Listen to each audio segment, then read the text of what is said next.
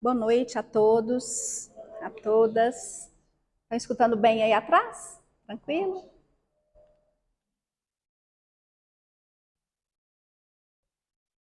Então, eu quero convidar a todos que nós, então, como Maria Luísa disse, nos imaginemos num grande hospital espiritual. Essa casa bendita que já está, neste momento, configurando aqui ao nosso redor uma proteção fluídica, uma proteção de energias para preparar o nosso coração para receber a mensagem do Evangelho de Jesus. Porque não existe medicamento maior. Eu tenho certeza que cada um que passou por essa porta trouxe hoje dentro do seu coração, trouxe hoje dentro de si um pedido, uma necessidade, algo que veio buscar aqui hoje. Seja uma dúvida, seja um consolo, seja um esclarecimento. Alguém que pode ter passado ali pela porta em desespero, ainda perdido, precisando tomar decisões na vida, precisando de direcionamento. Então nós vamos imaginar que estamos todos aqui, como Maria Luísa disse, internados. Vamos nos abrir para que os médicos espirituais, para os nossos amigos benfeitores possam operar em nós toda a limpeza, toda a reorganização, a harmonização em torno de nós, preparando neste momento a nossa mente, o nosso coração, o nosso íntimo para escutar o que Jesus tem a falar para nós. Porque essa noite, o que nós temos a dizer aqui é um pedacinho do Evangelho. Não sou eu quem vai falar, não é das minhas ideias, mas nós vamos partilhar um pouquinho daquilo que a gente estudou, que a gente viu, que a gente buscou, experimentou, e espero que eu possa, de alguma maneira, traduzir para vocês aqui um pouquinho daquilo que consolou o meu coração, que me ajudou nos momentos difíceis, que me levantou e me colocou de pé também. O tema hoje, convencer-se e converter-se. Eu queria começar a nossa discussão hoje, a nossa reflexão, trazendo aqui. Estou achando que saiu tudo fora da configuração, mas nós vamos andando aqui. Eu queria começar trazendo aqui uma das colocações mais, talvez uma das notícias, das informações mais consoladoras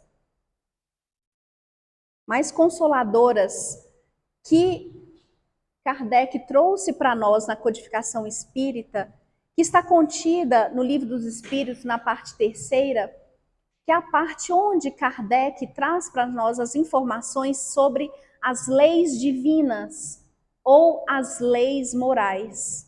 São 10 capítulos que Kardec vem trazendo para nós uma informação que talvez console o nosso coração nos momentos mais difíceis.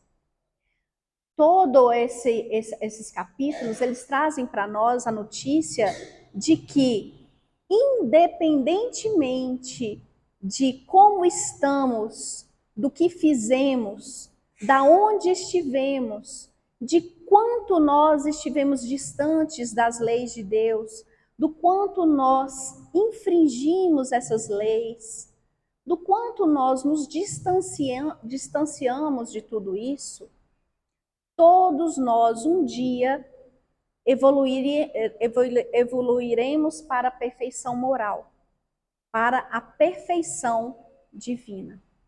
Estaremos voltando para a casa do Pai. E essa promessa contida nas leis divinas é a promessa que Jesus nos fez. Quando ele disse no Evangelho, né, que nenhuma das ovelhas que meu Pai me confiou se perderá. Ou seja, Jesus nos acompanhará nessa evolução espiritual até que saiamos dessa condição de simples ignorantes até essa perfeição, e ele nos acompanhará quanto tempo isso leve. Uma encarnação, 2, 3, 100, 200, 500, sei lá quantas mil encarnações as nossas dificuldades, as nossas rebeldias levarem, Jesus estará conosco.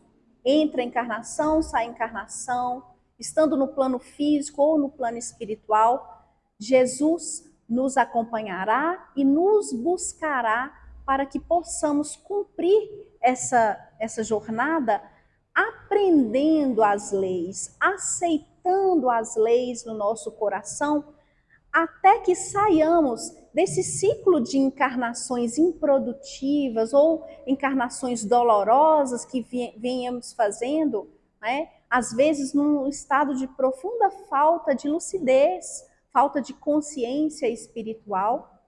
E uma coisa que os espíritos trazem para a gente é que, enquanto estivermos mergulhando de maneira rasa nas águas do Evangelho, enquanto estivermos mergulhando na superfície da mensagem do Evangelho de Jesus, nós não conseguiremos quebrar esse ciclo de encarnações difíceis, desafiadoras, dolorosas, para realmente nos convertermos a um estado de maior evolução moral. Usa-se a palavra conversão no sentido de sair dessa nossa jornada muito rebelde, muito estagnada, muito ainda despreparada, sem aceitar a verdadeira mensagem, a luz de Jesus entrando dentro do nosso coração. E à medida que nós vamos, através dessas nossas rebeldias, colocando as nossas vontades, antepondo as nossas vontades diante dos desígnios de Deus para a nossa vida, nós vamos desviando daquilo que a espiritualidade traçou para nós.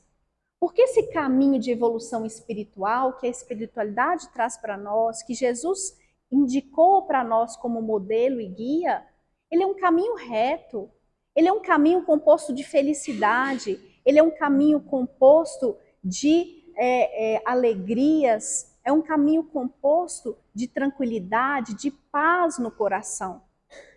Nós é que, ao colocarmos as nossas vontades adiante, nós criamos esses atalhos que vão nos afastando. E à medida que nós vamos nos afastando, nós vamos colhendo as nossas desilusões, as dores, as dificuldades.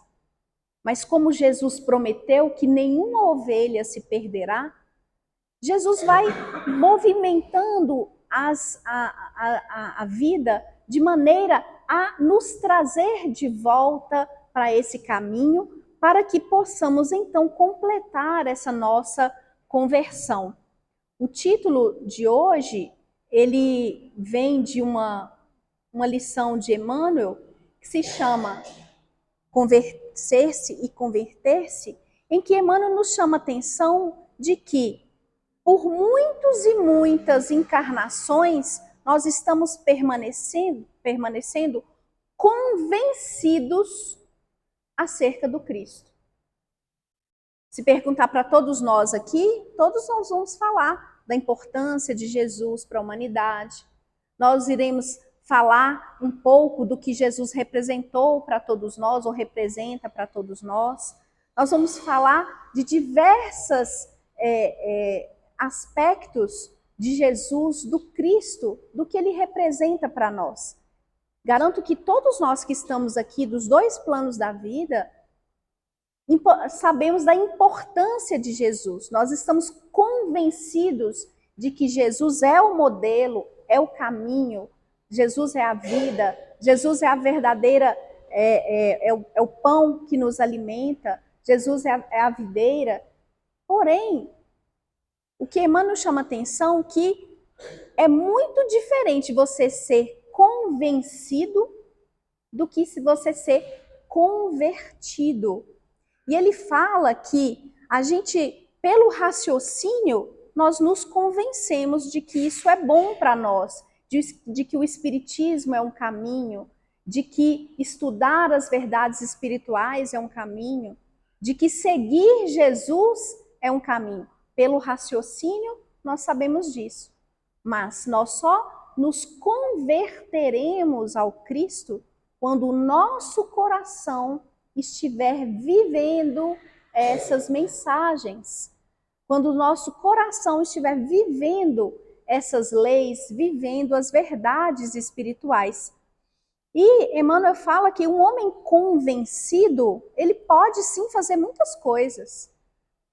Ele pode criar uma casa espírita, ele pode criar um projeto social, ele pode criar um templo, ele pode fazer diversas coisas ajudando os outros, né, criando todo um projeto ao redor, de vida ao redor dele. No entanto, ele chega no plano espiritual completamente desabrigado do amor de Jesus. Não porque Jesus não o ame, mas porque ele não inclui Jesus nesse projeto. Jesus verdadeiramente. A gente pode, de alguma maneira, acender a luz no caminho de várias pessoas que nós encontramos. No entanto, a gente chega, quando não estamos convertidos, a gente chega no plano espiritual completamente despido de luz. Matamos a fome de muita gente, dando sopa, distribuindo cesta básica, dando remédios, mas chegamos completamente sedentos e com fome espiritual quando nós desencarnamos. Esse é o homem que só pratica o cristianismo convencido. Mas o homem verdadeiramente convertido, segundo Emmanuel, né, ele diz que esse é aquele que abre mão do seu interesse pessoal, abre mão dos seus caprichos, das suas vontades, daquilo que eu acredito que é para mim e passo a fazer o que o Cristo acha que é melhor para nós. A gente ora tantas vezes o Pai Nosso, né? Seja feita a sua vontade, Senhor. Mas na hora da prática nós fazemos a nossa vontade. Tem que ser do nosso jeito, na hora que a gente quer, do jeito que a gente quer. Nós não concordamos com as dores que nos visitam, não fruto do castigo de Deus nunca, mas fruto das nossas escolhas. Nós queremos liberdade para plantar, mas na hora de colher, nós não aceitamos o que cresce a partir do que nós semeamos. Então, enquanto nós não tivermos a grandeza espiritual de abrir mão daquilo que é do meu interesse pessoal e passar a servir ao Cristo de acordo com os ensinamentos dele, de acordo com a vontade dele, de acordo com o caminho espiritual que ele nos direciona, nós não seremos um discípulo fiel e, portanto, não seremos um cooperador fiel da mensagem do Cristo e não estaremos convertidos a ele. E eu trouxe hoje, na noite de hoje, para a gente poder falar a respeito de conversão, a história, talvez, de uma das conversões mais bonitas e mais significativas que a gente tem no Evangelho e na doutrina espírita. No Atos dos Apóstolos é descrita a conversão de Paulo de Tarso.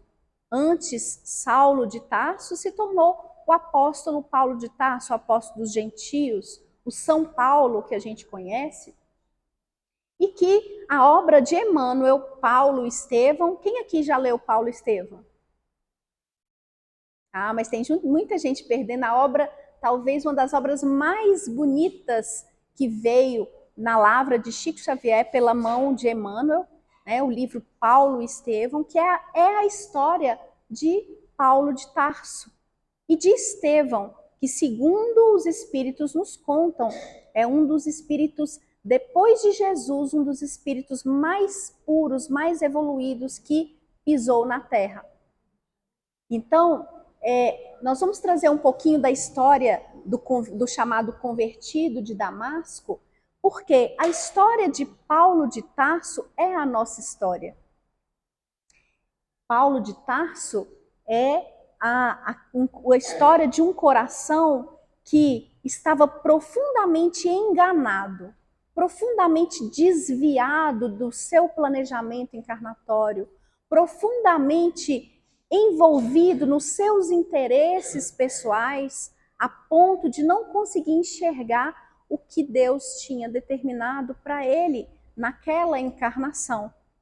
E a conversão dele, ou seja, o momento em que ele conseguiu enxergar essa verdadeira direcionamento que o Cristo queria para ele, se tornou uma das conversões mais importantes, porque o mundo como nós conhecemos hoje é herança do que Paulo de Tarso fez, divulgando a mensagem do cristianismo.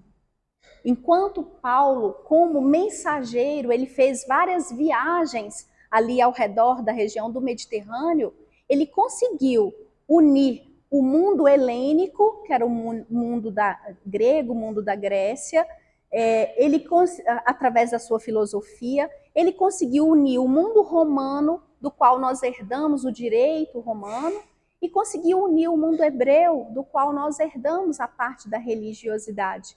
Então, o mundo ocidental, como vemos hoje, ele o é vindo muito do trabalho que Paulo de Tarso fez a pé, de sol a sol, visitando várias localidades, muitas vezes sendo mal recebido, foi chicoteado, foi preso, sofreu 2 naufrágios, mas ele não deixou de cumprir a divulgação da mensagem do Cristo, que era o plano original de Jesus para ele. Para a gente começar a entender o que era o Paulo de Tarso, antes ele era conhecido como Saulo de Tarso. Saulo de Tarso era um prodígio na época. Né? Ele era um homem que tinha saúde, era um homem bonito, em torno dos seus 30 anos, era um homem que tinha vários atributos intelectuais. Paulo estudou nas melhores escolas de Alexandria, de Atenas, ele teve acesso aos mestres mais importantes da época dele. Desculpa, a gente está totalmente fora do prumo ali. Ele tinha, justamente por conta desse conhecimento intelectual dele, ele era um orador nato.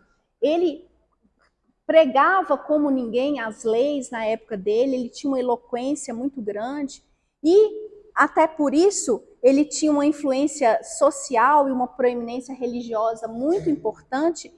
Ele estava, na época, tão novo, com 30 anos, ele estava sendo indicado para o cargo máximo do Sinédrio, que era o tribunal da época, né? Então isso era um cargo muito desejado por todos, e um jovem de 30 anos já estava sendo indicado. Não bastasse isso, ele era muito rico, o pai dele era um mercador, e ele distribuía tecidos ali ao redor do mar Mediterrâneo, conseguiram levantar uma quantia muito grande, e tinha também um casamento promissor em vista com uma moça chamada Abigail, que era uma alma extremamente nobre, uma alma tocada pela espiritualidade. Se a gente olhar, é tudo que a gente queria, né? Tudo que a gente deseja. Rico, bonito, famoso, influente, tinha uma inteligência invejável, estava para ser alçado para um emprego, um cargo extremamente promissor de visibilidade e ainda por cima com um casamento engatado, com o amor da vida dele. No entanto, quando chegou a hora de Paulo cumprir o seu planejamento encarnatório, ele não deu conta.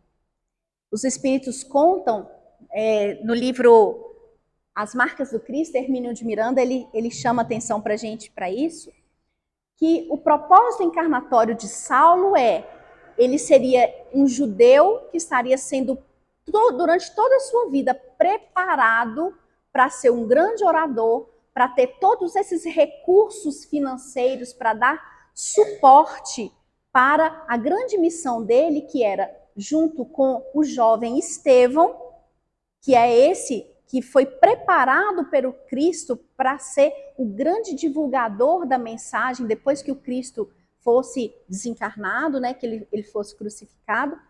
Estevão daria continuidade à mensagem do Cristo junto com Paulo, e Abigail, a irmã de Estevão, seria sua esposa, estaria do lado dos dois ali, auxiliando a fazer essa divulgação do cristianismo inicial. No entanto, Paulo identificou todo esse preparação para interesse próprio. Paulo era extremamente rigoroso, ele não aceitava que ninguém pensasse diferente dele, ele não aceitava que as pessoas praticassem qualquer coisa que fosse diferente da lei mosaica, da lei judaica, e fazia de tudo para que ela fosse cumprida. Quando ele encontrou com Estevão, o ego de Paulo foi inflado até o último nível. Porque Estevão era um espírito extremamente preparado. Estevão amava as pessoas e todos amavam Estevão. Enquanto Paulo, ele era temido. Ninguém amava Paulo como as pessoas amavam Estevão. Estevão falava de uma naturalidade, ele defendia as verdades espirituais e na época eles travavam debates. Então quando Paulo foi encontrar a primeira vez, Saulo foi encontrar a primeira vez com o Estevão, eles travaram um debate teológico ali e Paulo perdeu feio. E aí, Paulo, como pode uma pessoa que não estudou, que não frequentou a escola dos rabinos, ter palavras tão lúcidas, tão bem preparadas, muito mais do que ele? Paulo não aguentou. Paulo sentiu ciúmes, Paulo sentiu inveja. Quantas vezes nós, na nossa vida, encontramos alguém que tem uma evolução espiritual maior que a gente, que já caminhou um pouco mais, e ao invés da gente se sentir abençoado por aquela pessoa, às vezes a gente rechaça, a gente compete, a gente sai ali daquela situação. Paulo não deu conta. E o que ele fez? Ele acabou tomando decisões que mudaram profundamente o rumo da sua encarnação.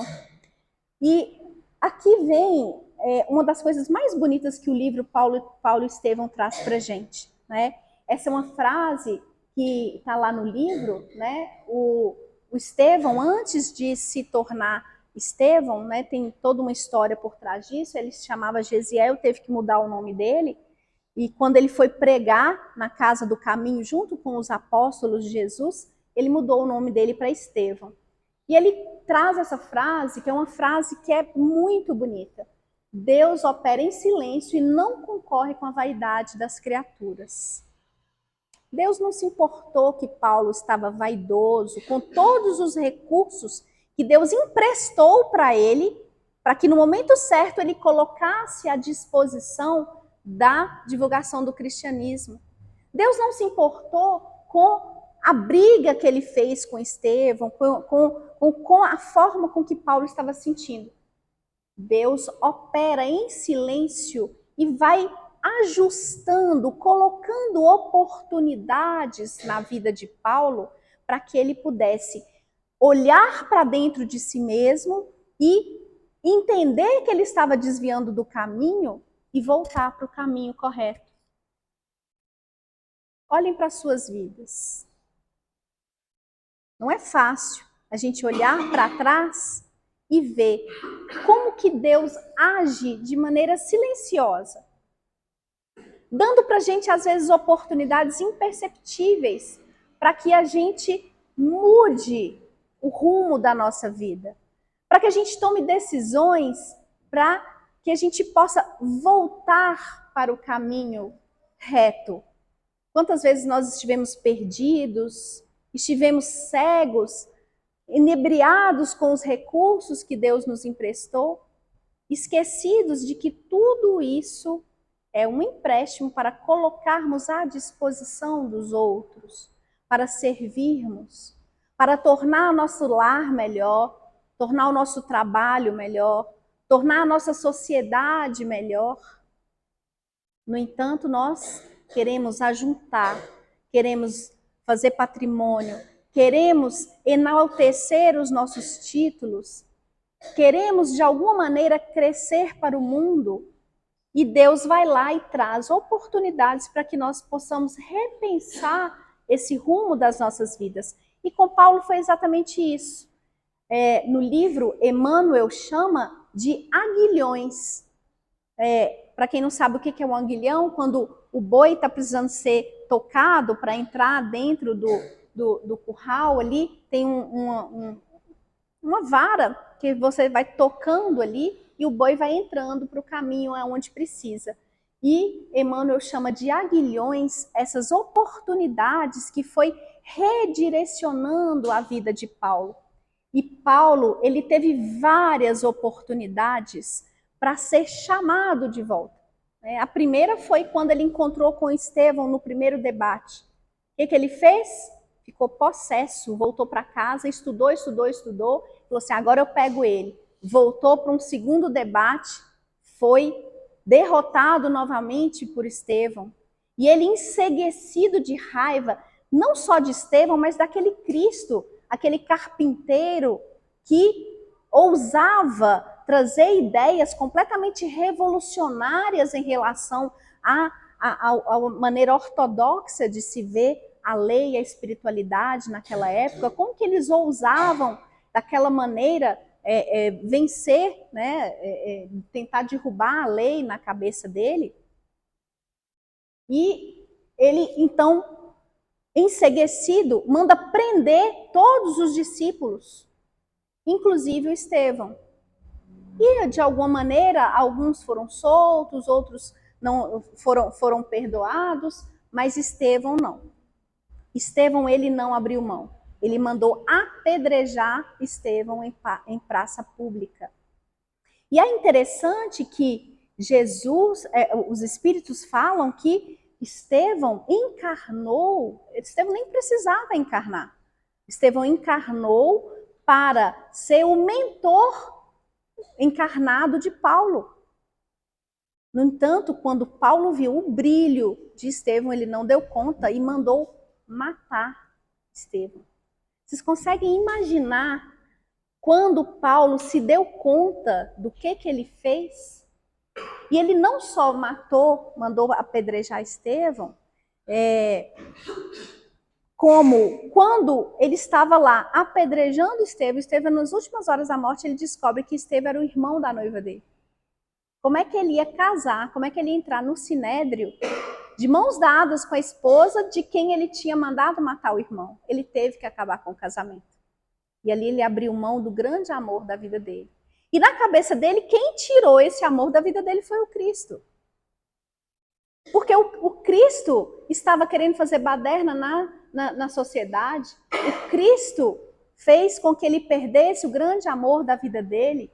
E depois do martírio de Estevão, talvez ali começou a grande derrocada dele, ele acabou com o casamento e ele deu um tempo de alguns meses, não aguentou, procurou Abigail de novo para tentar reatar o casamento, só que quando ele chegou, já encontrou Abigail extremamente enfraquecida de tristeza, de tudo aquilo que passou, e ela já estava no leito de morte. E ao encontrar com ela no leito de morte, ele descobre que não só ele tinha perdido ali a oportunidade de casar com ela, como ela tinha se convertido ao Cristo. Falou, mas não é possível de novo esse carpinteiro? E ela morreu convertida e ele descobriu, né, que quem tinha convertido ela era uma pessoa chamada Ananias. Ele falou assim, eu vou ter que matar esse Ananias. E aí ele foi trocar uma ideia com o grande mestre dele, que era um dos grandes mestres do Sinédrio na época, que era o Gamaliel. E aí ele descobre que também o Gamaliel tinha se convertido ao cristianismo. Por todo lugar que Paulo olhava, para a parte pública, para a parte pessoal da vida dele, ele via o Cristo. E ele não admitia que o Cristo estava tirando tudo dele. Engraçado que, às vezes, a gente fica procurando o culpado para as coisas ruins que acontecem na nossa vida, né? A gente precisa da personificação de alguém. E para Paulo, a personificação das derrotas, das infelicidades na vida dele era o Cristo. E ele buscou, então, junto ao Sinédrio, autorização para dizimar, matar, torturar todos aqueles que serviam ao Cristo. Porque na cabeça dele, se ele acabasse com todos os cristãos, ele iria acabar com aquela dor emocional que na cabeça dele o Cristo tinha causado no coração dele. Vocês conseguem imaginar o tanto que Paulo estava desviado do projeto encarnatório dele? Ele que recebeu tudo para ser o mensageiro, o divulgador do Cristo, agora perseguia e queria matar todos que serviam ao Cristo. E aí ele então foi atrás desses cristãos, mas especificamente do Ananias, que estava em Damasco. E é uma viagem de Jerusalém até Damasco, mais ou menos uns 300 quilômetros, e ele foi em cima do cavalo, pensando e refletindo, e segundo Emmanuel fala, forças secretas impunham-lhe profundas interrogações ali. Né? E Paulo, ele não conseguia entender por quê. Depois de tantos estudos, de cumprir a lei assim rigorosamente, de fazer tudo de maneira correta, de chegar aonde ele chegou, ele não conseguia ter paz no coração. A paz que ele via em Estevão, que morreu perdoando Paulo, apedrejado, ele estava em paz e perdoou Paulo. A paz que ele viu em Abigail, a noiva dele, que perdoou a ele por ele ter apedrejado o irmão e morreu em paz. A paz que Gamaliel virou para ele e falou assim, eu não vou brigar com ninguém, eu não vou brigar com você, eu vou me retirar para o deserto para poder viver as verdades espirituais que eu conheço. E deixou tudo para trás. E ele não conseguia entender, porque ele via valores morais naqueles que seguiam ao Cristo, que ele nunca tinha visto naqueles que seguiam a lei mosaica. E ele veio pensando e refletindo a respeito disso, e aí vem uma parte bem icônica, né, do livro, que é quando ele tem o encontro com Jesus. Às portas de Damasco, ele vê uma luz que parece um segundo sol, e é uma luz tão forte que ele cai do cavalo, e aí no meio dessa luz ele escuta uma voz, né? Saulo, Saulo, por que me persegues? E aí ele pergunta, né? Quem és tu, Senhor? Eu sou Jesus, aquele que você me persegue. E aí Jesus vira para ele e fala, Saulo, Saulo, duro é para ti lutar contra os aguilhões, ou recalcitrar contra os aguilhões. E aqui a gente tem que fazer uma parada, porque quando a gente lê o livro, quando a gente lê o Evangelho, é muito importante que a gente traga isso para a nossa vida, traga isso para uma simbologia que faça sentido para o nosso coração. Quando Saulo encontrou com Jesus e viu essa luz, e ele ficou ali naquele momento cego, Paulo ficou cego naquele momento, ele caiu do cavalo. É muito simbólico da gente pensar que ali, quando ele caía do cavalo, Saulo estava caindo das suas ilusões. Paulo estava caindo daquele mundo que ele construiu para ele, totalmente materialista.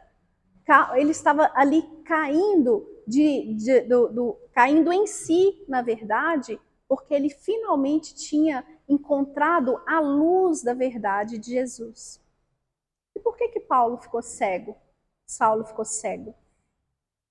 Numa profunda simbologia de que a luz de Jesus, ela precisa que nossas retinas espirituais se ajustem ao que Jesus quer para nós. Porque senão a gente vai ver a luz e aquela luz ela vai nos deixar ainda com escamas, com barreiras em nossos olhos, se nós não aceitarmos retirar essas escamas. Então, Jesus fala para Paulo, Paulo, para de lutar contra aquilo que te faz crescer. Para de lutar contra os aguilhões, porque esse é um comportamento que a gente tem. A gente não aceita a dor que nos visita, a gente não aceita a perda financeira, a gente não aceita o desemprego, a gente não aceita, às vezes, ali aquele emprego que a gente não gosta, a gente não aceita, às vezes, devolver um ente querido nosso para o plano espiritual. A gente não aceita os reveses da vida, que nada mais são do que oportunidades para que nós possamos buscar em nós as nossas potências, reforçar a nossa fé, provar aquelas virtudes que a gente vem trabalhando, porque ninguém prova virtude na facilidade. Nós provamos na dificuldade, e nós estamos vivendo num mundo de provas e expiações. Então, ele fala, para Paulo, eu já te busquei de todos os meios e de todos os modos e você ainda busca fugir. Então, essa passagem ela é muito interessante porque a gente precisa pensar quais são os aguilhões que já vieram para a nossa vida. Por quantos meios e quantos modos Jesus vem nos buscando e nós estamos ainda resistentes a esses aguilhões. Nem mesmo percebemos esses aguilhões em nossas vidas. E aí Paulo, então, responde para Cristo, Senhor, o que queres que eu faça? E aqui mais uma vez é uma pergunta que talvez nós já fizemos muitas vezes em nossas vidas. Todas as vezes que a gente está numa dificuldade, a gente está passando por um processo depressivo, passando por um momento desafiador nas nossas vidas, a gente acaba voltando para Jesus e perguntando, Jesus, o que eu faço nesse momento? Mas essa passagem, ela guarda um sentido muito mais profundo, porque Saulo de Tarso, quando ele virou para Jesus e falou, Senhor, o que queres que eu faça? Muito mais do que uma indagação, do que uma pergunta, essa pergunta de Saulo de Tarso, ela tinha muitas afirmações. Porque ali, naquele momento, Saulo de Tarso estava fazendo um compromisso de mudança. E assim ele procedeu. Ali ele estava deixando o homem velho para dar abertura para o homem novo. Ali nas portas de Damasco, ele cego, ele se entregou para Jesus, para aquilo que Jesus tinha feito de plano para ele, voltando para o planejamento encarnatório dele de ser divulgador da mensagem do Cristo. Ele voltou ali naquele momento, ele estava falando não para tudo aquilo que ele tinha feito até aquele momento, os seus enganos, as suas escolhas erradas, os seus ciúmes, a sua vaidade, o seu orgulho, porque não cabia isso no que o Cristo tinha de plano para ele, assim como não cabe para nós.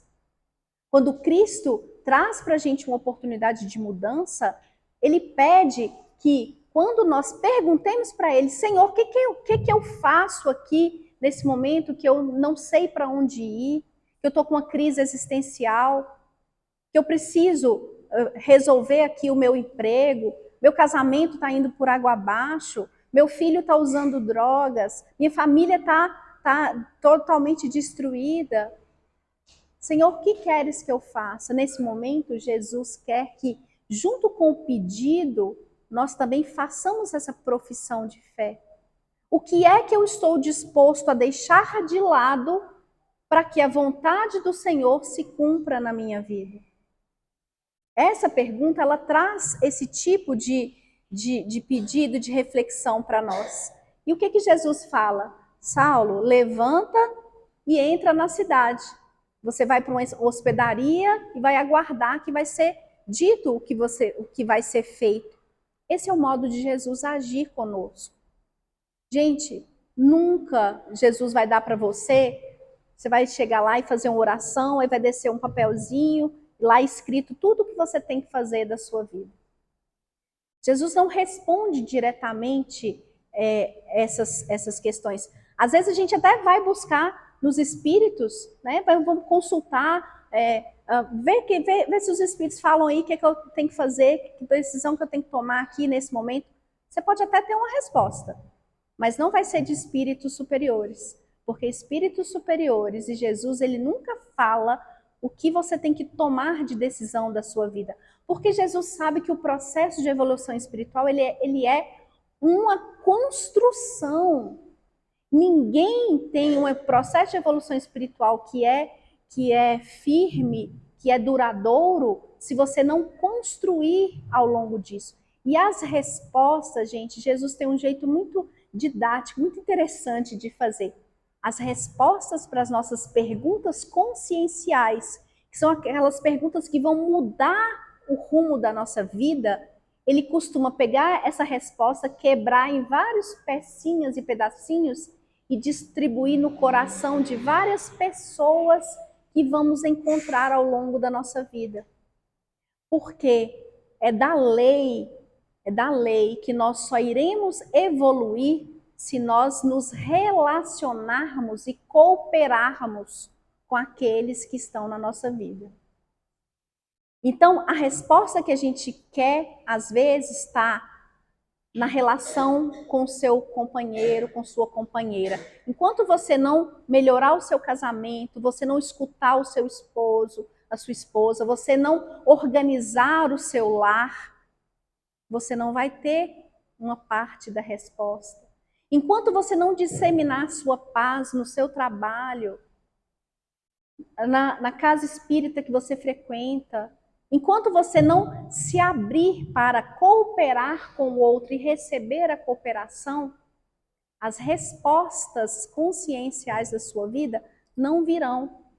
E traz aqui um outro ensinamento que Jesus traz: levanta e vai, faz um movimento. Durante todo o evangelho a gente vê, Jesus sempre fala, né? Levanta, toma sua capa, vai até lá, faça alguma coisa, faça um movimento. Nós precisamos, ninguém que fica parado no lugar implorando a ajuda de Deus, implorando a ajuda de Jesus e dos bons espíritos em nossas vidas, é preciso que faça um mínimo de movimento sequer para que essa bênção, essa graça venha para a nossa vida. E é isso que Jesus ensina para nós. Levanta, Saulo, levanta dessa vida ilusória que você tinha, levanta do seu orgulho, da sua vaidade e vá até a cidade. Ou seja, entra, vamos trabalhar, vamos seguir. E é trabalhando, gente. É trabalhando. Dentro de casa, a graça não vai nos alcançar. É hora da gente ir para a luta, trabalhar, conversar com as pessoas, falar positivamente com as pessoas, demonstrar o que o amor de Deus pode fazer na sua vida, demonstrar para as outras pessoas. Não é olhando só para si e lamentando e fechado dentro de casa que a gente vai conseguir fazer algo. Então essa é uma grande lição que Jesus traz para nós.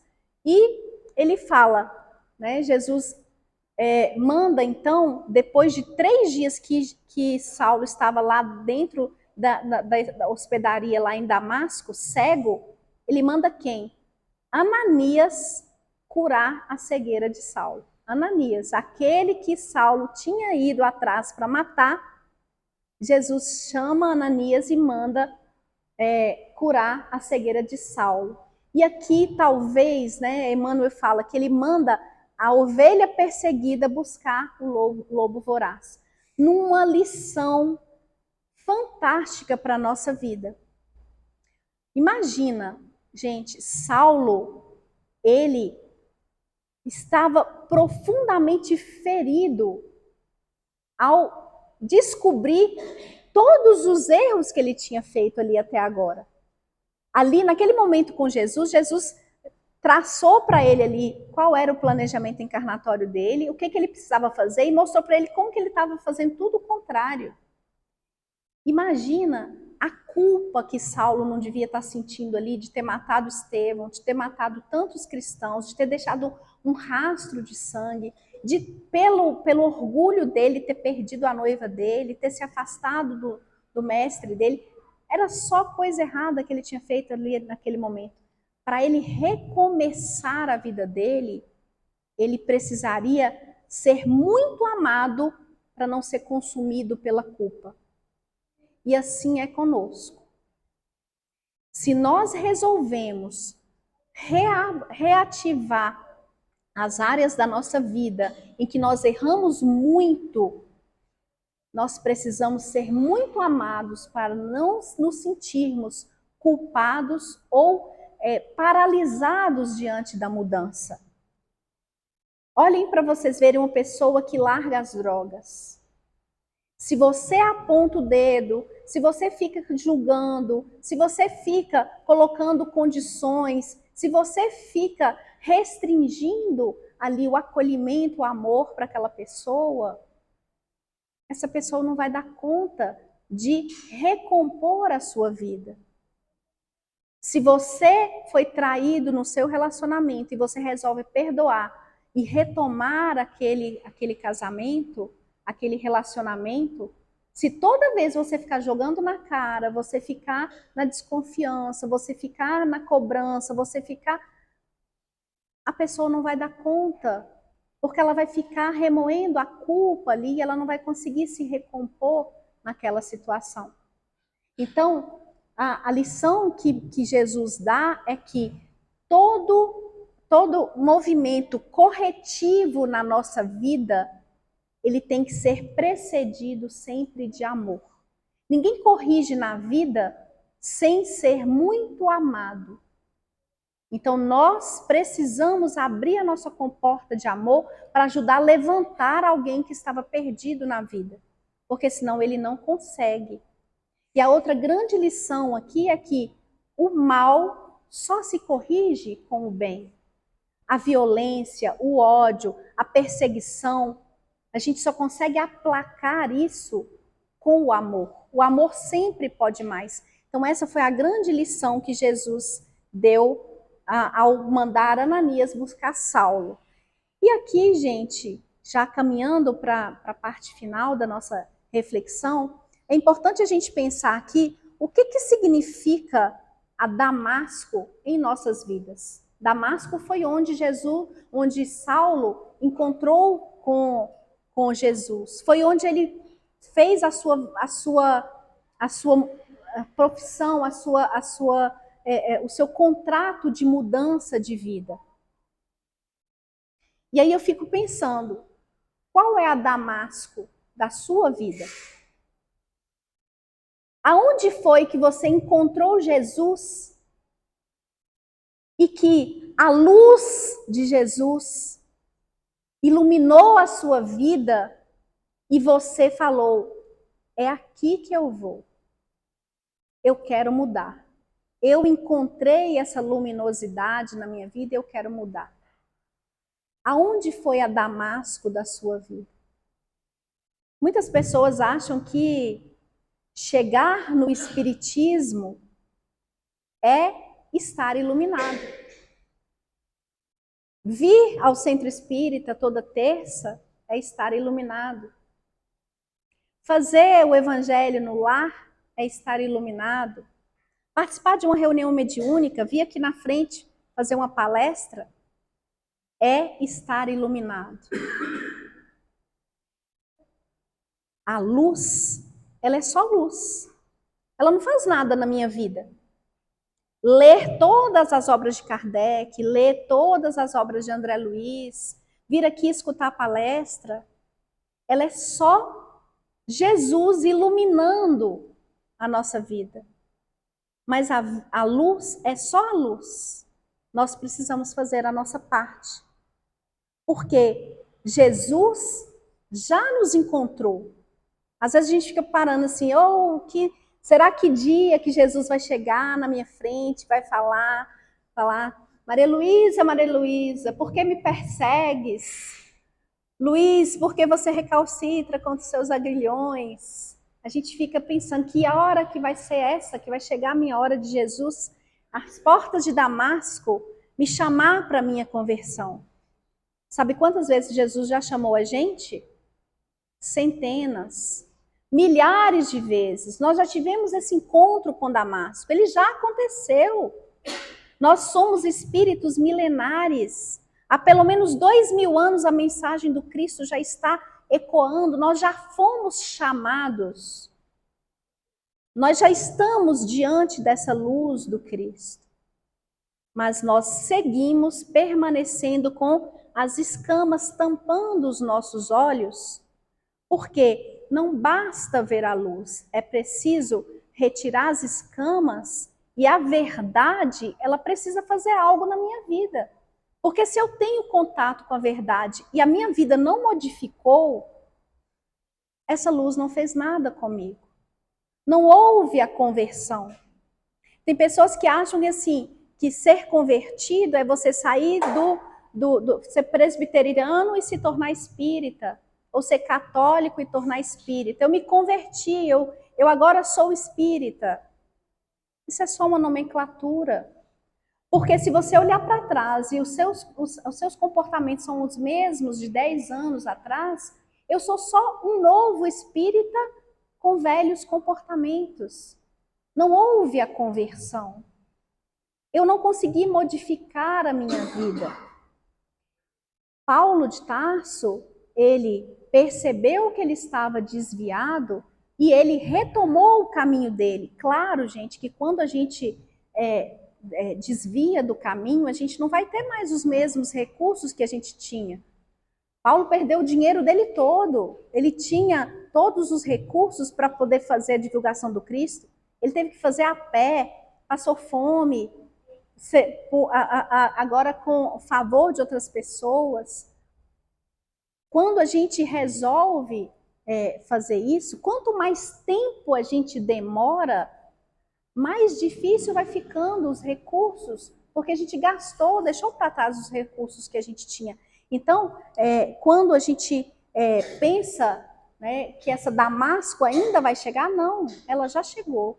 Nós já estamos às portas de Damasco. Nós já caímos do cavalo inúmeras vezes. Jesus já está diante de nós, ele já nos chamou diversas vezes. E nós precisamos, então, tirar as escamas dos olhos. É interessante que, às vezes, a gente fala assim, é hoje. Nossa, essa palestra hoje mexeu comigo, eu estou sentindo aqui um trem diferente, assim, uma coisa diferente. Ou então, às vezes, você está na reunião mediúnica e o espírito está ali, você fala assim, nossa, que reunião foi essa? É hoje. Hoje eu vou mudar. Você acha que vai e não vai. Você sai ali, mas a gente continua vivendo em baixa visão. Acendeu a luz na nossa vida, no nosso quarto bagunçado, porque a luz ela só faz isso. Quando você está num quarto bagunçado, você acende a luz, você vê a bagunça. A luz não arruma a bagunça, nós precisamos arrumar. É preciso que a gente use essa alavanca da vontade para que a gente possa arrumar a nossa vida. E a grande lição aqui é: precisamos tirar as escamas dos nossos olhos. Vamos sair daqui hoje pensando o que a verdade de Jesus tem feito na minha vida. O quanto de esforço eu tenho feito, porque os amigos espirituais, gente, eles estão seguindo, tentando tirar as escamas dos nossos olhos. Para Paulo, foram 3 dias. 3 dias foram necessários para tirar as escamas dos olhos deles. Para alguns, vão ser 5 anos, 10 anos, 15 anos. Há quantos anos nós estamos diante das verdades espirituais que nós conhecemos o Espiritismo e ainda seguimos cegos? O que falta? Porque as ferramentas de mudança já foram nos entregues. Na época de Moisés foi entregue a primeira revelação, que foram os 10 mandamentos. Depois veio a segunda revelação, que foi Jesus em pessoa, e talvez muitos de nós estivéssemos encarnados naquela época e ouvimos a mensagem diretamente da boca de Jesus no Sermão do Monte. Veio Jesus e trouxe a mensagem.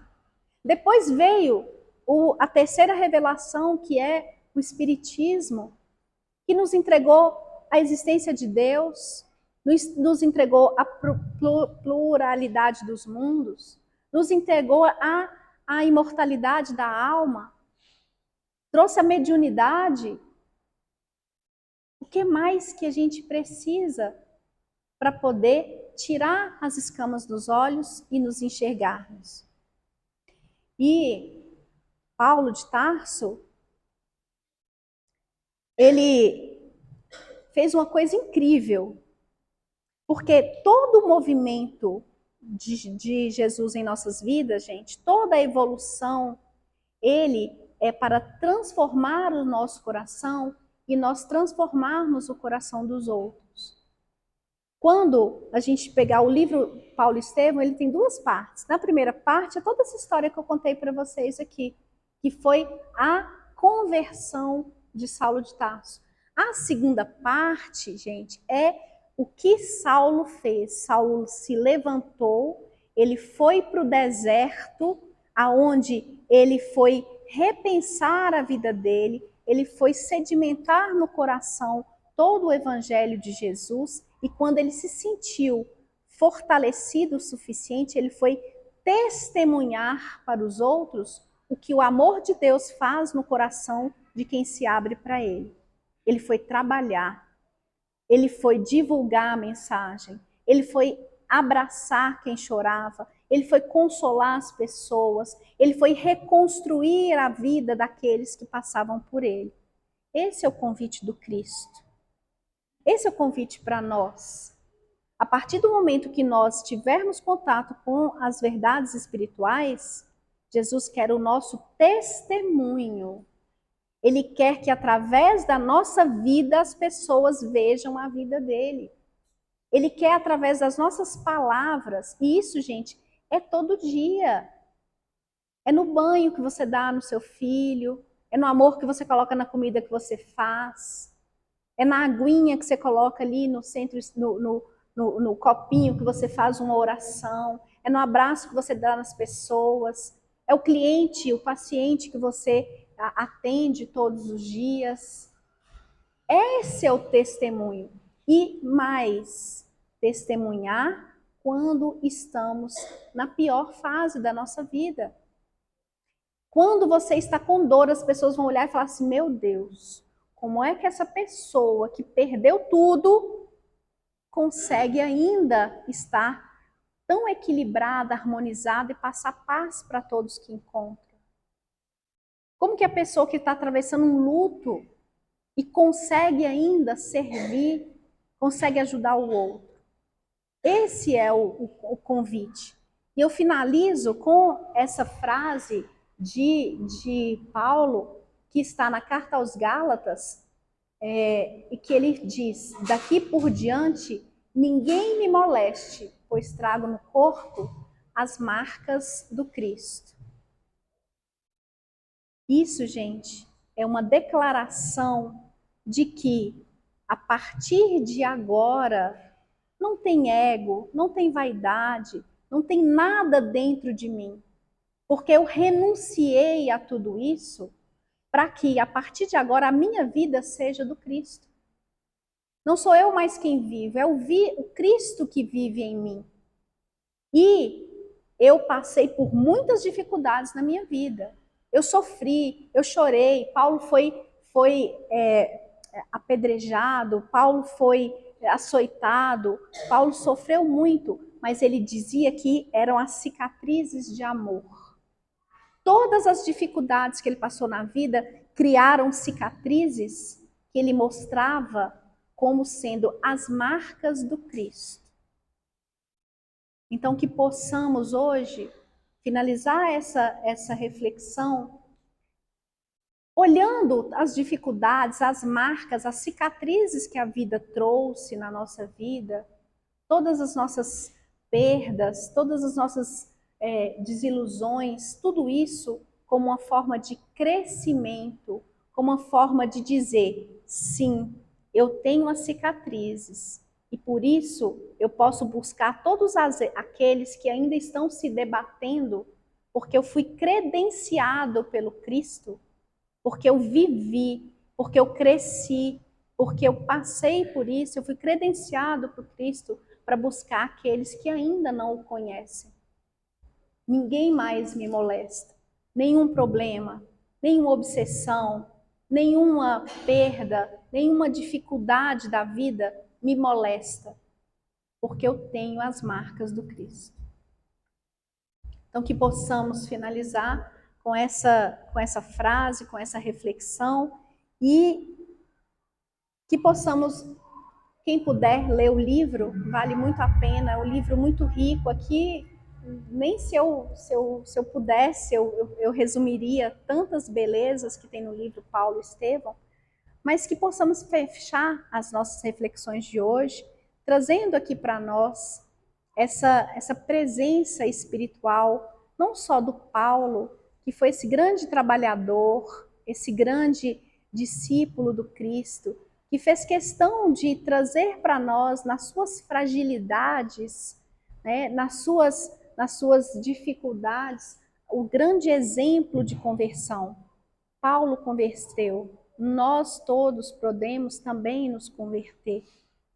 E queria fechar os olhos nesse momento e pedir que onde quer que Paulo de Tarso esteja, onde quer que o luminoso Emmanuel esteja, que trouxe para nós essa história, Chico Xavier, Estevão, esse espírito tão amoroso, que cuidou de Paulo de Tarso, mesmo depois que ele chegou no plano espiritual, como muitos fazem conosco. Quantos nós tiramos a vida, quantos nós trouxemos o mal, eliminamos através do nosso mal, e esses espíritos, esses guias, esses nossos mentores, que não se importam com as nossas vaidades, continuam no plano espiritual a nos buscar, não desistem de nós, que possamos nos envolver então na luz de todos esses espíritos amorosos, pedindo que esse momento possa fortalecer as nossas lutas, fortalecer as nossas fraquezas, aumentar em nós a vontade de mudança, a vontade de renúncia. Mestre amado, opera em nós, Senhor, a mudança que precisamos, Jesus, para trazer para a nossa vida a modificação que necessitamos, Senhor. Ajuda-nos, Jesus, a abrir mão de tudo aquilo que ainda atrasa a nossa evolução espiritual. Tudo aquilo, Senhor, que ainda nos prende à materialidade, ao nosso eu, aos nossos caprichos, Senhor. Me mostra, Jesus. Me mostra o que eu preciso ser feito, que precisa ser feito, Senhor. Coloca em minha vida as pessoas que irão colaborar, Jesus, e que eu também possa colaborar com elas, para que o meu planejamento encarnatório possa se cumprir. E começo a partir de hoje, Jesus, orando por todos os irmãos que estão lá fora, que não puderam entrar, que não tiveram condições de entrar aqui, Jesus. Que eles também recebam a minha oração. Que eles também sintam a paz que nós estamos sentindo aqui nesse lugar. Que os tratamentos possam chegar até eles, Senhor. E que aqueles que ainda não te aceitam e não te conhecem,